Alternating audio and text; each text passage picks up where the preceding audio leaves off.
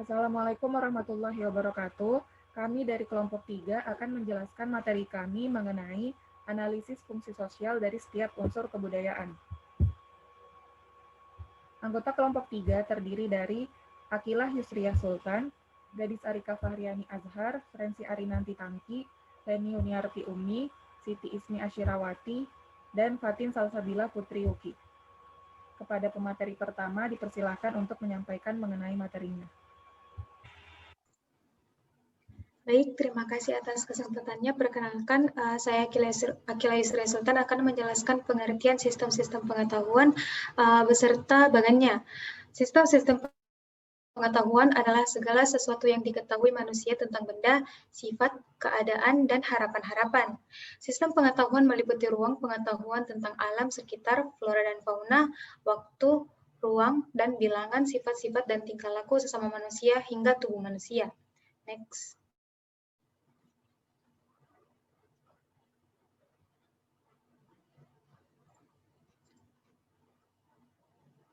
Adapun sistem-sistem pengetahuan yang terbagi menjadi 6. Yang pertama, sistem bahasa.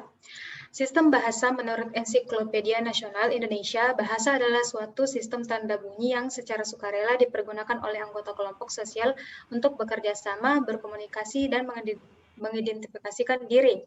Kedua, sistem organisasi kemasyarakatan. Sistem kemasyarakatan ada dengan tujuan memudahkan dan mencapai tujuan masyarakat itu sendiri. Oleh karena itu, terdapat pembagian-pembagian tertentu pada masyarakat tersebut. Sistem kemasyarakatan adalah sistem yang muncul atas kesadaran manusia bahwa mereka memiliki kekurangan sehingga membutuhkan bantuan dari manusia lainnya. Sistem ini dibutuhkan manusia karena manusia punya kecenderungan untuk berkelompok, sehingga manusia membentuk keluarga dan kelompok sosial lainnya yang lebih besar. Contoh sistem kekerabatan. Ketiga, sistem teknologi. Sistem teknologi mencakup peralatan dan perlengkapan yang dibutuhkan manusia dalam kehidupan sehari-hari. Teknologi berfungsi untuk pemenuhan kebutuhan manusia. Teknologi menyangkut cara-cara atau teknik memproduksi, memakai, serta memelihara segala peralatan dan perlengkapan. Keempat, sistem ekonomi. Sistem ekonomi disebut juga sistem mata pencaharian. Dalam sistem ini manusia memenuhi kebutuhan mulai dari produksi, distribusi, dan konsumsi. Mata pencaharian adalah suatu usaha yang dilakukan seseorang atau segolongan besar anggota masyarakat untuk memenuhi kebutuhan hidupnya. Kelima, sistem religi. Sistem religi disebut juga kepercayaan adalah suatu sistem di mana manusia percaya terhadap sesuatu yang lebih tinggi darinya atau penciptanya. Religi dibutuhkan manusia terutama untuk menjawab ketidakberdayaan manusia dalam menghadapi berbagai masalah kehidupan yang sulit diterima di akal. Religi juga berfungsi untuk mengatur kehidupan manusia dalam hubungannya dengan penciptanya, contoh agama dan aliran kepercayaan. Terakhir, sistem kesenian. Kesenian adalah sarana manusia dalam mengekspresikan kebebasan dan kreativitasnya. Kesenian merujuk pada unsur keindahan yang berasal dari hati manusia, contoh seni suara, seni sastra, seni rupa, dan lainnya. Baik, terima kasih. Saya kembalikan ke moderator. Selanjutnya, saya Gadis Arika Fahriani Azhar akan menjelaskan contoh kasus atau ilustrasi dalam sistem pengetahuan, yaitu analisis sistem pengetahuan masyarakat dalam legenda Sungai Naga. Legenda Sungai Naga merupakan sebuah legenda yang ada di Kabupaten Ngawi, Jawa Timur. Objek yang menjadi asal-usul legenda Sungai Naga adalah sungai yang ada di Dusun Ngadiluih yang merupakan aliran sungai dari Gunung Lawu. Legenda Sungai Naga berkisah tentang adanya ular besar yang turun dari Gunung Lawu. Masyarakat menyebut ular besar itu dengan nama Baru Kelinting yang merupakan jenis ular naga. Ular tersebut dapat mengakibatkan bencana jika melewati aliran sungai yang ada di Ngadiluih. Dalam cerita, dikisahkan ada seorang pemuda sakti bernama Gerdu yang berhasil melindungi desanya dari terjangan ular besar tersebut dengan tongkat sakti yang ditancapkan di dekat sungai. Setelah ular besar tersebut melewati sungai di Ngadiluih, di dekat tongkat sakti muncul mata air. Cerita ini kemudian menjadi legenda bagi masyarakat setempat. Analisis sistem pengetahuan masyarakat dalam legenda Sungai Naga dapat ditemukan dalam kutipan berikut ini. Yang pertama, akhirnya muncullah mata air di tempat tongkat sakti itu tertancap. Oleh karena itu, tempat tersebut diberikan nama Sumber Naga dan memberikan nama sungai yang dilewatinya dengan nama Sungai Naga. karena diketahui ular besar tersebut jenis ular naga dengan nama baru kelinting. Berdasarkan kutipan pertama, dapat diketahui pola pikir dan pengetahuan masyarakat untuk memberikan nama pada suatu tempat berdasarkan kejadian yang dialaminya. Diawali dengan adanya ular naga yang melintas di sungai, mereka memberikan nama atau menyebut sungai tersebut menjadi Sungai Naga. Kemudian kutipan yang kedua yaitu, Gua Singobarong terletak di Segandul, Ngadiluih. Gua ini memiliki lubang yang cukup kecil dan hanya bisa dimasuki oleh orang yang mempunyai kekuatan sakti. Kutipan yang ketiga yaitu, tongkat itu diletakkan di dalam peti dan ditutupi kain putih dengan bunga 7 rupa serta wewangian. Berdasarkan kutipan yang kedua dan ketiga memperlihatkan bahwa masyarakat telah memiliki pengetahuan untuk keberlangsungan hidupnya, sebagaimana terlihat telah adanya goa, peti, dan kain. Masyarakat dapat berpikir, menghasilkan ide, dan membuat suatu barang. Sebagai contoh, pembuatan peti dan kain. Masyarakat telah memiliki ide atau gagasan untuk membuatnya. Dilanjutkan bahan baku yang digunakan dan proses pembuatannya yang membutuhkan keterampilan. Sekian dari saya, kurang lebihnya terima kasih. Selanjutnya, saya, Renzi Arinanti Tangki, akan menjelaskan mengenai bahasa dalam unsur kebudayaan. Jadi, bahasa merupakan alat komunikasi yang paling efektif untuk menyampaikan gagasan, pikiran, maksud, dan tujuan kepada orang lain. Selain itu, bahasa merupakan salah satu aspek dari kebudayaan. Sebagai salah satu manifestasi kebudayaan, bahasa memiliki peran yang sangat penting bagi kehidupan manusia. Dalam setiap kebudayaan, bahasa merupakan suatu unsur pokok yang terdapat dalam masyarakat. Tanpa adanya bahasa, termasuk bahasa Indonesia, ilmu pengetahuan dan teknologi tidak dapat tumbuh dan berkembang. Selain itu, bahasa Indonesia di dalam struktur budaya memiliki kedudukan, fungsi, dan peran ganda, yaitu sebagai akar dan produk budaya, yang sekaligus berfungsi sebagai sarana berpikir dan sarana pendukung pertumbuhan dan perkembangan ilmu pengetahuan dan teknologi. Hubungan antara bahasa dan kebudayaan bersifat koordinatif atau subordinatif.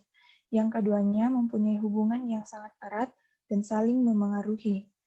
Menurut Masi Nambou yang mengatakan bahwa bahasa mempunyai fungsi sebagai sarana berlangsungnya interaksi manusia di dalam masyarakat, sehingga di dalam tindak laku berbahasa haruslah disertai norma-norma yang berlaku di dalam budaya itu. Sistem tindak laku berbahasa menurut norma-norma budaya disebut sebagai etika berbahasa atau tata cara berbahasa. Aspek sosial budaya yang harus dipertimbangkan untuk menggunakan kata sapaan itu adalah yang disapa itu lebih tua, sederajat, lebih muda, atau kanak-kanak, status sosial lebih tinggi, sama atau lebih rendah, dan sebagainya. Setiap budaya mempunyai aturan yang berbeda dalam mengatur volume dan nada suara. Misalnya, para penutur dari Sumatera Utara dalam berbahasa Batak menggunakan volume suara yang lebih tinggi dibanding dengan para penutur bahasa Sunda dan Jawa. Selain itu, untuk tujuan-tujuan tertentu, volume dan nada suara juga biasanya berbeda. Dan dari saya, terima kasih.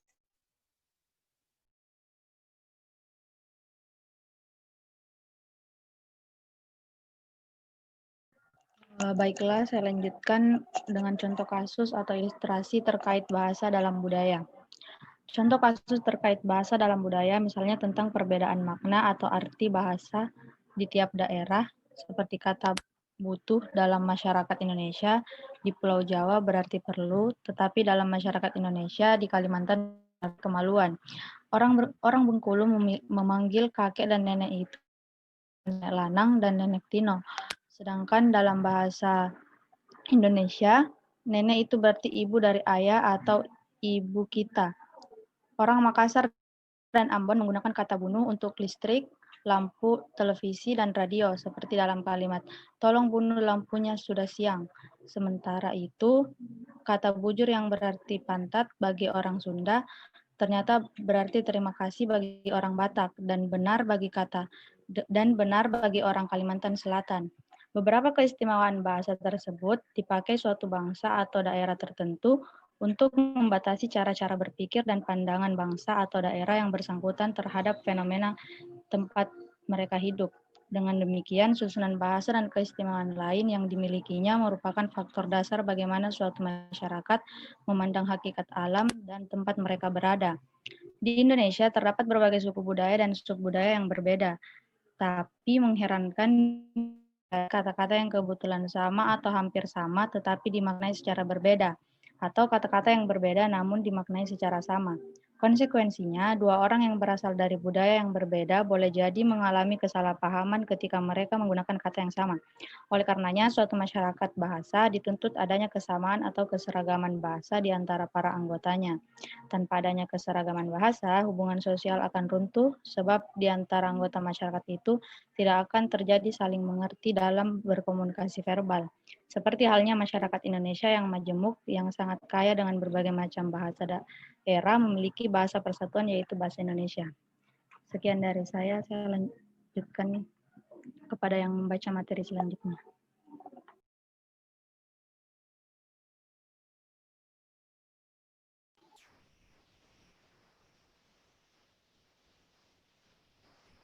Perkenalkan, saya Fatinul Sabila Putri Yuki yang akan menjelaskan mengenai organisasi sosial. Jadi, organisasi sosial merupakan suatu bentuk pengaturan tindakan atau perilaku individu untuk bekerja sama dalam mencapai visi atau tujuan yang disepakati. Dalam kamus sosiologi, organisasi sosial dinyatakan sebagai cara-cara perilaku manusia yang terorganisir secara sosial. Dikatakan terorganisir secara sosial karena adanya sekelompok individu yang merasa terikat oleh aturan-aturan atau adat istiadat tertentu yang mengatur kehidupan kelompoknya. Kelompok sosial mengorganisasikan anggota-anggota kelompoknya yang dapat dilihat dari kesatuan-kesatuan sosial yang terdiri dari kesatuan keturunan atau karena adanya ikatan darah dan kesatuan teritorial atau kedaerahan. Next. Untuk contoh kasus atau ilustrasi pada organisasi sosial, contohnya adalah perkawinan. Perkawinan merupakan inti atau dasar pembentukan suatu organisasi sosial. Perkawinan diartikan sebagai penyatuan dua orang yang berbeda jenis kelamin untuk membagi sebagian besar hidup mereka bersama-sama. Namun, definisi perkawinan tersebut bisa diperluas karena aktivitas tersebut mengandung berbagai unsur yang melibatkan kerabat luasnya. Sekian untuk materi organisasi sosial. Saya lanjutkan ke pemateri berikutnya. Perkenalkan, nama saya Leni Yunarti Umi. Saya akan menjelaskan tentang pengertian keekonomian budaya. Budaya melahirkan suatu cara hidup yang berkembang dan dimiliki bersama oleh sekelompok masyarakat yang diwariskan secara turun-menurun dari generasi awal ke generasi berikutnya. Budaya terbentuk dari sebuah sistem yang berunsur banyak dan cukup rumit. Unsur-unsur yang membentuk budaya itu ialah sistem politik, agama, adat istiadat, bahasa, karya seni, bangunan, pakaian, serta perkakas. Setiap daerah di seluruh dunia memiliki kekhasan budaya yang bisa monetasi menjadi keuntungan materi apabila dipelihara dan dikelola dengan baik dan profesional menjadi ekonomi budaya. Ekonomi budaya atau culture ekonomi itu merupakan sektor ekonomi seputar barang dan jasa budaya yang lahir karena manusia memiliki kebutuhan akan makna estetika dan kesenangan. Jika ekosistem culture ekonomi sebuah negara maju dan berkembang dengan baik, hal ini mampu meningkatkan kebahagiaan masyarakat secara keseluruhan di Indonesia. Di Indonesia pun juga ekonomi budaya itu terkadang bersinggungan dengan ekonomi kreatif, bahkan keduanya seolah berada di lingkup yang sama. Padahal tujuan dan ukuran keduanya itu berbeda. Ekonomi kreatif itu adalah sektor ekonomi yang mengandalkan kreativitas untuk menghasilkan nilai tambah dengan asumsi melalui kreativitas yang menghasilkan inovasi yang menjadikan sebuah produk lebih unggul dibandingkan produk atau jasa jasa pihak lain. Keunggulan ini akan berujung pendapatan yang lebih besar bagi pengusaha dan perputaran uang lebih cepat apabila dilihat di sisi negara. Cara mengukur keduanya pun itu berbeda. Ekonomi kreatif karena tujuannya meningkatkan keuntungan melalui nilai tambah, maka ukuran yang dipakai ialah perkembangan ekonomi yang dihasilkannya. Presentasi sumbangan sektor ekonomi kreatif terhadap PDB, misalnya itu artinya ekonomi kreatif itu bisa diukur secara numerik. Sebaliknya, ekonomi budaya harus diukur dari berbagai aspek karena bertujuan untuk meningkatkan kualitas hidup masyarakat secara luas, tidak melulu aspek ekonomi yang bersifat numerik. Kendati ekonomi, budaya, dan ekonomi kreatif tampak bertentangan, namun ada titik ketersinggungan antara keduanya. Misalnya, sebuah lagu bisa menjadi objek ekonomi kreatif karena ia merupakan bentuk dari kreativitasnya yang berasal dari ekspresi yang orisinil. Dalam waktu bersamaan juga itu bisa memenuhi unsur ekonomi kebudayaan karena ia mampu memenuhi kebutuhan masyarakat atas makna estetika dan rasa adanya kolerasi pengembangan ekonomi juga berarti apabila pemerintah mau terus menaikkan kontribusi ekonomi kreatif, maka ekonomi budaya pun terus bisa dapat dikembangkan. Kedepannya kita berharap ekonomi budaya menjadi pemberi akses utama bagi perkembangan ekonomi kreativitas, sehingga keduanya bisa tumbuh secara beriringan, budaya lestari dan ekonomi budaya. Itulah tadi pengertian keekonomian budaya.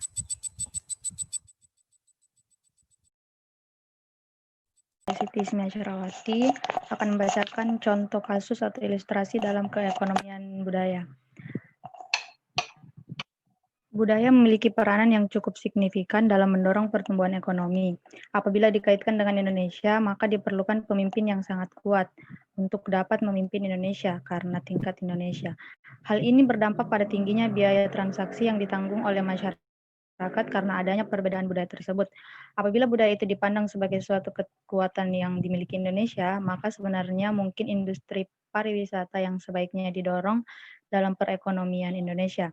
Hal itu perlu dilakukan karena dimilikinya berbagai macam budaya unik yang tidak dimiliki oleh negara lainnya.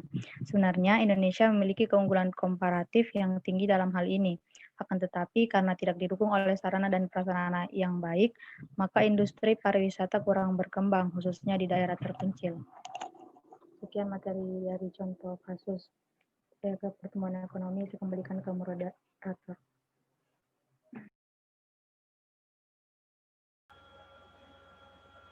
Berikutnya, kesimpulan dari kelompok kami ialah budaya adalah cara hidup yang diwariskan dari satu generasi ke generasi lainnya. Unsur-unsur umum kebudayaan adalah sistem pengetahuan yang mencakup sistem bahasa, organisasi kemasyarakatan, teknologi, ekonomi, religi, dan kesenian. Selain itu juga ada unsur bahasa yang merupakan suatu unsur pokok yang terdapat dalam masyarakat, karena dengan adanya bahasa kita bisa berkomunikasi dengan orang lain. Kemudian, unsur organisasi sosial yang dinyatakan sebagai cara-cara perilaku manusia yang terorganisir secara sosial karena adanya sekelompok individu yang merasa terikat oleh aturan-aturan atau adat istiadat tertentu yang mengatur kehidupan kelompoknya, dan unsur ekonomi atau mata pencaharian hidup. Terakhir, ada unsur ekonomi yang lahir karena manusia memiliki kebutuhan akan makna, estetika, dan kesenangan. Sekian dari kelompok kami, kurang lebihnya mohon maaf. Terima kasih. Wassalamualaikum warahmatullahi wabarakatuh.